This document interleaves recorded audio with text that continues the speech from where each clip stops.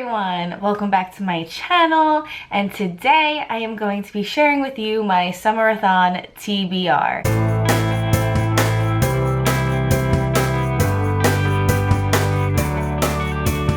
It's been quite some time since I filmed a video. I think my last video was my June TBR with Justin, but I have read some books since then, which is great, which I'll share with you in my wrap-up. But I wanted to do a Summerathon. Summerathon is hosted by Heather from Bookables, Kristen from Super Space Chick, Amy from A Court of Crowns and Quills. So I love them, I love their channels, and I want to support their readathon. Also, I want to read some summery books to get me into the summery spirit, because here in New Jersey, we haven't been having the greatest summer weather, and I'm wondering if it's ever gonna get really warm out and sunny.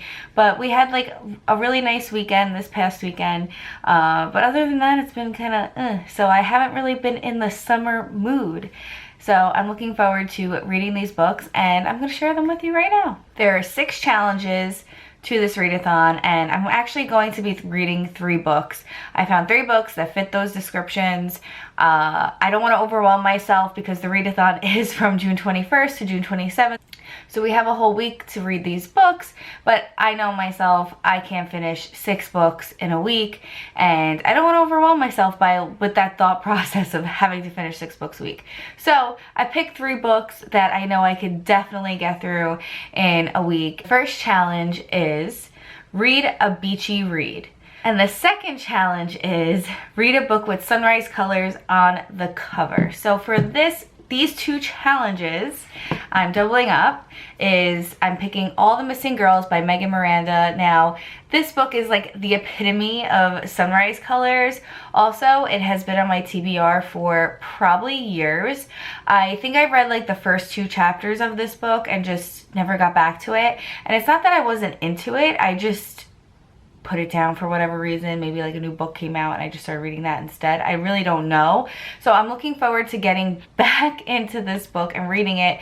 It's definitely a beachy read. It's a mystery thriller. It's by Megan Miranda, who is very well known for her thriller books. It is about a girl named Nicolette who 10 years ago lost her best friend. Her best friend went missing and was never found again in her town. She decides to move away, get on with her life. 10 years go by. She gets a phone call that her father is sick, so she gets up the courage and she goes back to her hometown. But when she gets back to her hometown, things that happened 10 years ago start to resurface, and a new girl goes missing, and Nicolette needs to figure out what is going on.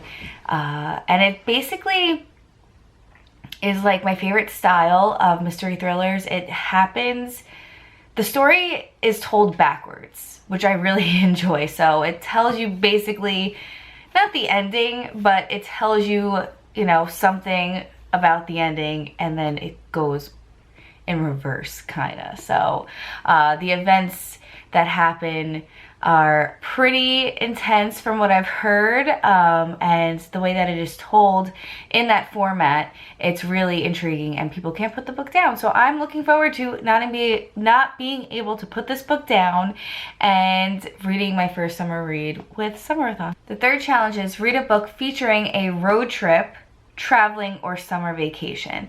And for that, I am picking The Geography of Lost Things by Jessica Brody. I don't have a physical copy of this book, but I do have it on my Kindle, and I've had it on there for quite some time. I've been looking forward to getting to this book. I believe Heather had recommended this book in her Summerathon recommendations video, so I picked this book because it just sounds like the perfect road trip novel. It is about a girl whose father passes away, and he wasn't really the best dad. He was always absent, but he would just show up at the most random times in her life, and he would just kind of redeem himself in that moment, because it's just like he's not acting like he's been gone for that long. But he ends up passing away, and his most prized possession was his car, which was a Firebird, and he leaves it to his daughter. But his daughter and her mother are having a really hard time paying their bills and living in their home, and Allie doesn't want to lose her home. The main character's name is Allie, by the way. Allie doesn't want to lose her home, so she finds a buyer, a potential buyer, 300 miles away from her home to buy this car from her. And if this person buys the car, it could actually help pay her and her mother's mortgage. This way they could stay in their home. And the only problem is she has to drive the car there, and she doesn't drive stick. So her ex-boyfriend, Nico, comes into the picture to help her on this road trip to drive the car, because he does drive stick and he is able to drive the car for her on their journey to this potential buyer. But on their way, they meet people, and it kind of just teaches Allie the significance of things and the meaning of things to people, and like what it means to them, and it kind of helps her to discover what the car means or meant for her father. So it sounds like a really heartwarming road trip book, and I'm looking forward to reading it. Challenge 4 is read a book set in summer. And challenge 5 is read a book with food on the cover. So for this challenge, I feel like those two just paired so perfectly for this book, and that is Smalltown Hearts by Lily Vale.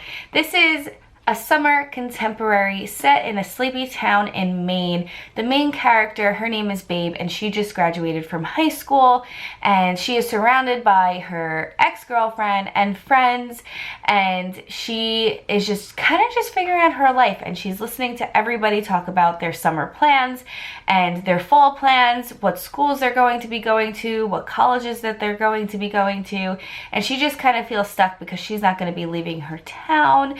So it's Babe's story on her summer and kind of just finding herself. This is a coming of age, finding yourself, summertime book, and I am so much looking forward to this. It does represent bisexuality and just trying to figure out your life in that aspect and being accepted as well. So I am really much looking forward to reading Smalltown Hearts finally. And yeah, and this cover is adorable with the little heart and the oh, it's so cute. It's so cute. I am a sucker for sleepy town books. I don't really read many contemporaries, but if I do go for a contemporary, it has to have that like East Coast, New England, sleepy town feel to it, just because I enjoy visiting Maine and Boston during the summertime months and like being by the water in the Atlantic. It's just so nostalgic for me in that aspect, so I really enjoy reading those books in the summer. The final challenge is drink your favorite summery drink while reading. So I think challenge 6 goes for all the challenges, and I'm going to be drinking my favorite summery drink, which is a pina colada, believe it or not. I love coconut rum, and I'm going to be drinking it in this beautiful pineapple summery cup. It's amazing. So that's it for the challenges, and I am so much looking forward to this readathon. This is my first time doing this readathon. I don't know if it's the first time that this readathon is happening. I'm not sure if this happened last year as well. I'm just very much looking forward to participating, and thank you all of the booktubers who are hosting this readathon. It's going to be a great time, and hopefully I can get some vlogs up for you during that week while I'm reading. Just a little bit easier if I do vlog, because then I'll have, you know, my full thoughts on each book that I read. So anyway, that is it. That is all I have for you today, and I'll be talking to you guys soon.